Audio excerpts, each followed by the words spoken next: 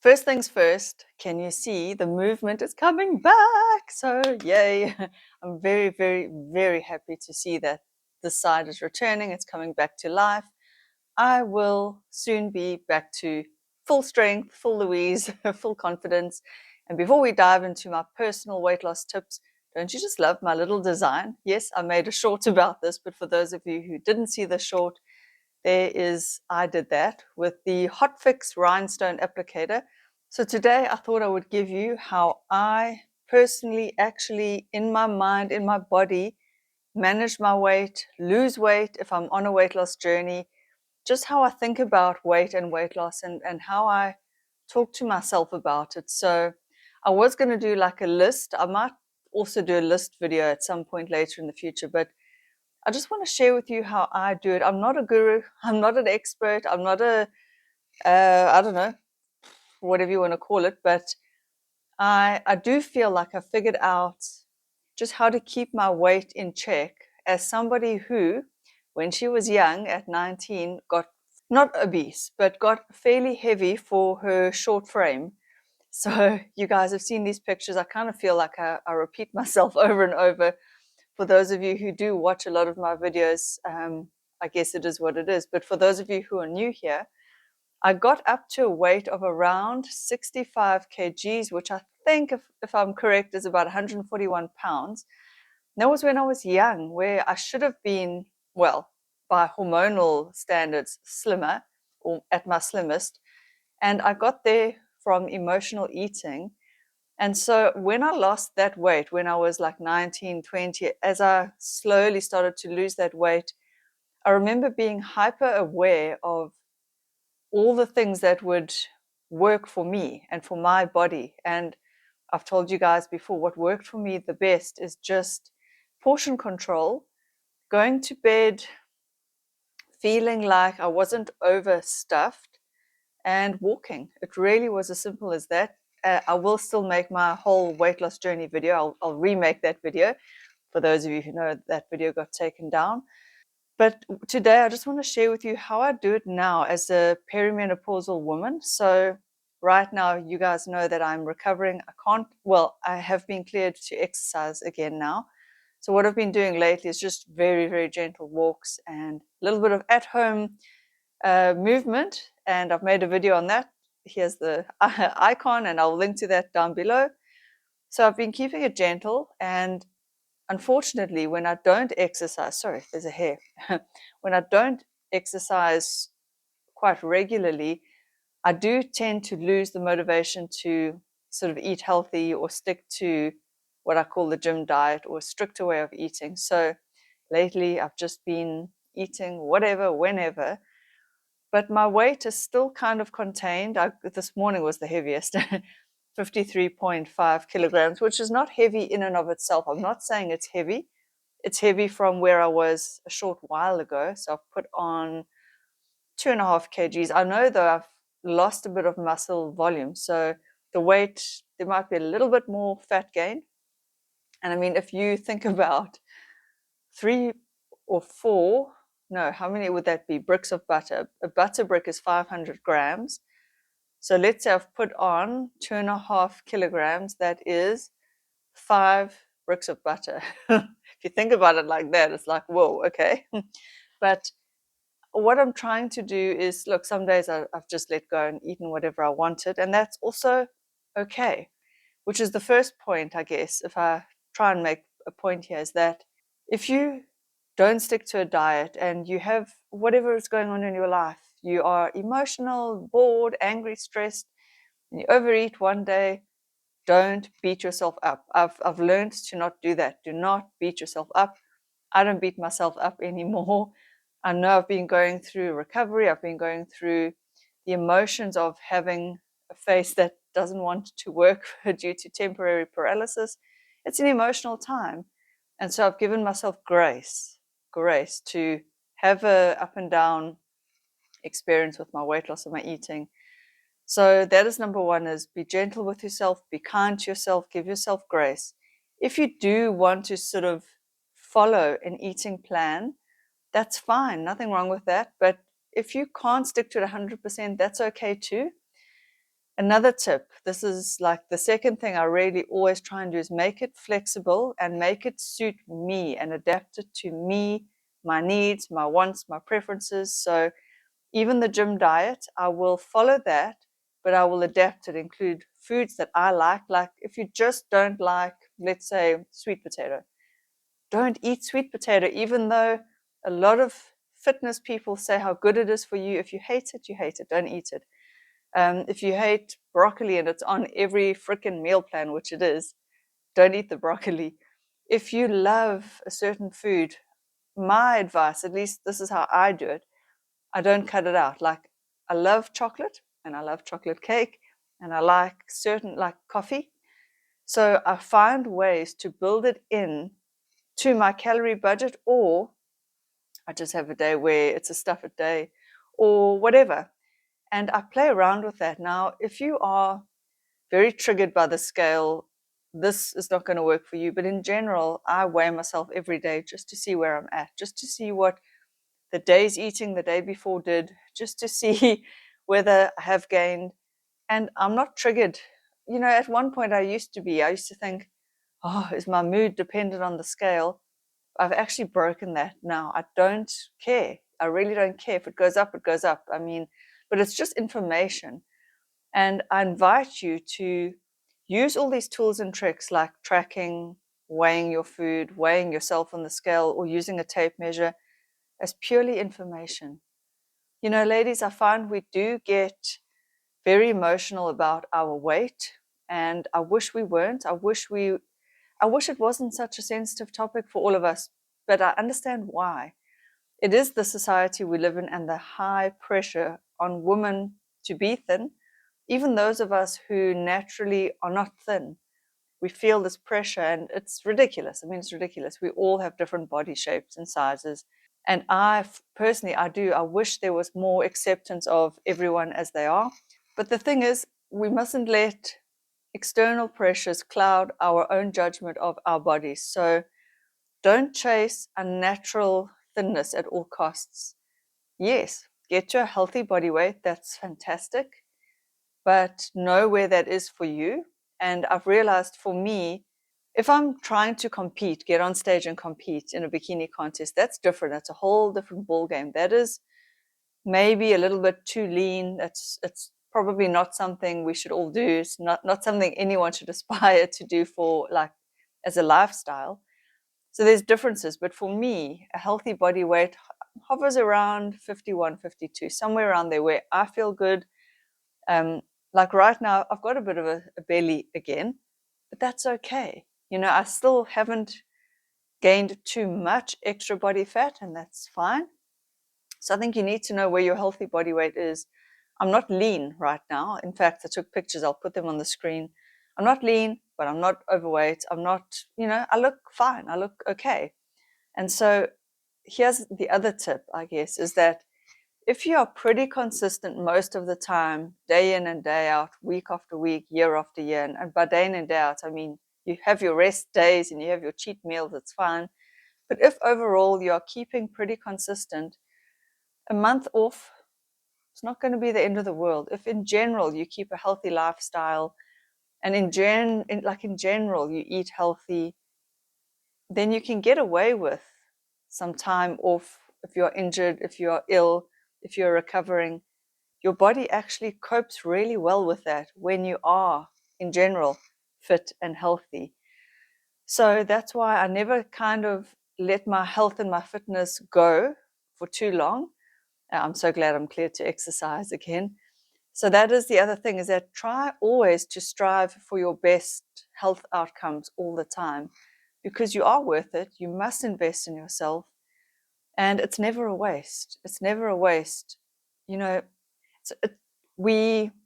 whilst we're thinking about weight loss, what is good for weight loss is actually good for your health, as long as you don't take it to too extreme. So I'm not saying you need to be stick thin. I really am not. I think curves on a woman are beautiful, and I think women look beautiful in every shape and size. And in fact, sometimes these very lean athletes, and I know I'm one of them, when I get up on stage, I can get too lean. I have gotten too lean.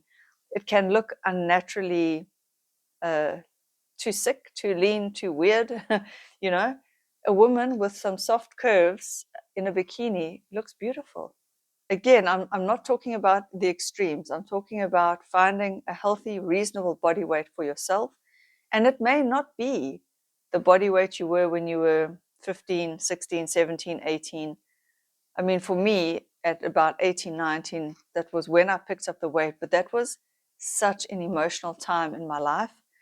And again, now I'm picking up a bit of weight because I have been going through the emotions of dealing with the paralysis on my face. I've not been able to exercise. So I eat out of frustration, boredom, anger, stress, the works, you name it. So pretty much with me, if I'm gaining weight, I'm not at my optimal happiness, and that's fine. So again, it's fine. Take any diet that you follow, whatever it is that you choose, and make sure it's something you can do for life. Make sure it's something you can adapt to yourself, to suit your needs, to suit your activity levels. I always try and get you guys, if you can, to make this your own, whatever it is you do, whether it's your fitness or your weight loss, your health, your eating plan, make it your own. Try and understand why you're choosing the foods you're choosing. Try and understand why these certain foods are on your weight loss plan. Try and understand what's behind the weight loss that you are seeing. I always try and do that. So when I got interested in keto, I became a keto coach because I just wanted to know everything. And I thought, well, I'm doing so much research on my own anyway. So I took a course. I studied it and I passed with flying colors. But then as I coached people, I started to think, but hang on, I'm not feeling good because for me, keto made me cramp like a mother fluffer. And I just could not resolve the cramping issue. So something was lacking for me. And I think what it was is that if you do want to be active and you do want to exercise, keto is probably not the best way. That's just my humble opinion, what worked and didn't work for me. But I know people who love it. So, again, you've got to do what you love as well and what kind of eating style suits you. One of my best friends has just gone carnivore, or she's trying the carnivore diet right now. And again, when I was keto, I went to the extreme and I tried carnivore to see what would happen. I always believe in experimenting on yourself. And it gave me a runny tummy like you won't believe. For 2 weeks solid, I just was running to the toilet all the time. And yet my friend and her partner, they're actually experiencing the constipation, which a lot of people experience. So we were actually discussing this the other day. I know I'm getting a little bit off topic here, but I'm getting to my point, is that for me, it felt like all my gut bacteria were dying off. That's the kind of reaction it felt like I was having, because with keto, you still have a lot of veggies and greens and stuff. And yet for her and her partner, they haven't experienced that. And so you need to find what works also for your gut, what you can sustain. And so my tip is to always experiment, get to know your body, get to know yourself, your body, what you like, how active are you, what foods can you not live without, because it's fine. You can do a diet for 1 month, 3 months, 6 months. But if you are excluding foods that you absolutely feel you would die if you don't eat at some point in your lifetime and you're never allowed to have them again, at one point you are going to buckle and eat them. So I don't know. The way I do it, and this is just the way I do it, would be do a diet plan if you need one, follow it, but include those foods that you love, like once a week, have your macaroni, or once a week, have your lasagna, or once a week, have your pizza, or once a week, burger. If you still want to lose weight, though, you can't do that too often. Obviously, you're going to stall your weight loss, but have it now and then and build that in and just extend your weight loss time. The other tip, ladies, this I've learned through trial and error again myself, is do not crash diet. Please don't crash diet. It's something that will lead to a binge in most cases.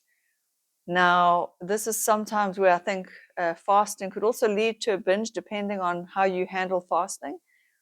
For me, fasting is okay, but it does I don't know, it does leave me feeling lethargic. I can't exercise or train as well that day or the next day. And then you do kind of, I wouldn't say I binge, but I don't know. It just, fasting is not really for me, although I've tried it. I'm not saying it can't work for those who love it, you know. And again, it comes down to finding what works for you. If one meal a day suits you to the ground, let's say you're busy in the day, you're, I don't know, let's say you're a doctor or a nurse or a lawyer or a whatever, and you're on the go all day long, it might work for you. I train in the mornings and then I'm at home, and I tend to find my eating style, I'm a grazer, I'm a snacker. What works for me is a couple more smaller meals throughout the day. That just, it suits me, it works for me. I lose weight like that. So the other tip is really get to know yourself, your style, your eating style. And I guess the last one is, this one's hard to do. It's mindful eating. Eat mindfully if you can. I know we can't always. I know often we have to eat on the run. But if you can, take the time and really enjoy every bite of your food. And if you are on a diet plan that makes you so miserable, you want to slit your wrist because you just cannot tolerate this bland and boring food, maybe it's not the diet for you. So when I'm in competition mode, which I was not long ago, I didn't mind at all the healthy eating. In fact, at that point in time, I was loving it. And it's not exciting. It's pretty much chicken, rice, ostrich fillets, steaks, you know, vegetables, things like that. But I don't know what it was. At that point in time, I loved it. I was loving all the vegetables. I was only seasoning with like salt and pepper, maybe a bit of lemon juice. I'd cut out all the condiments, and it was working for me. Now, at this point in time where I'm at now, where I'm not exercising and I'm sitting around a lot, although I will get back to my exercise soon, at this point in time, that kind of eating is just not calling to me. So I've listened to my body and I've just said, I'm going to shelve that style of eating for now, and I'll get back to it when I get back to it. So again, you can sort of see, for me, a lot of it is also, like I've said before in a video, it's checks and balances. If I overdo it one day, 1 week, right now, a full month, that's okay. I know I'll get back to healthier eating, more movement, and the weight loss will come. So maybe the last tip, if I have to try and distill it down, is to always approach this with a very calm, centered attitude. And don't panic. Don't panic if the scale doesn't move. Don't panic if you slip up. Don't panic if you didn't get to the gym. It's okay. It's all okay. You can lose the weight. Every physical body and being is capable of losing the weight. And I know this by observing hundreds and thousands of people. I mean, there's a video coming up that I want to make about Rick Rubin's weight loss story, but if you just want to Google it, Google it. But there's so many people I see at the gym. There was this one guy who was very overweight and he started to lose weight. And I asked him what he was doing. And he just said sheer consistency, doing it slowly and steadily. And here's a guy who had always carried a lot of weight. So he just said, really, he cut out the junk, he cut out the crap, but he started to be very consistent. And he said it took him about 6 months to lose the weight, and he's still on his weight loss journey. But it's never fast. If it's sustainable, it's not going to be fast, but it's always possible. Every physical being on the planet, your dogs, your cats, your horses, look at any animal. They can gain weight and they can lose weight. Dogs can gain weight, dogs can lose weight. We can gain weight and we can lose weight. When we feel like it's not possible, it's because there's some sticking point or some puzzle piece we are missing, or something that, okay, I'm excluding those rare but very valid medical cases where I'm not talking about people with proper medical reasons. I'm talking about us perimenopausal women. Yes, our hormones are out of whack, and that may make it very difficult for us to stick to an eating plan. It may make it very difficult for us to want to go to the gym. We've got no energy, we feel lethargic. We don't realize that we are actually stuffing our faces, having a little bit of extra wine or drinks on the weekend, just snacking a bit more in between, lying around more on the couch, not getting up, not being active. These small things add up over time. And whilst it may feel like we can just never shift those extra kgs, we can.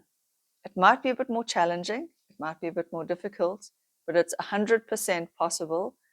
You just need to follow something over a long enough period of time. You will lose the weight. You will. If you can lose 1 pound, and if you have lost a pound, then just lose another one. It just shows you the loss of 1 pound means you can lose a pound. Then you do it again and you can lose another pound. And then you do it again. And maybe that is like, if I could conclude this video with a tip, it is just think of it as a pound at a time. 1 pound, that's all you need. And then celebrate that win inside. Don't eat. I mean, don't eat to celebrate.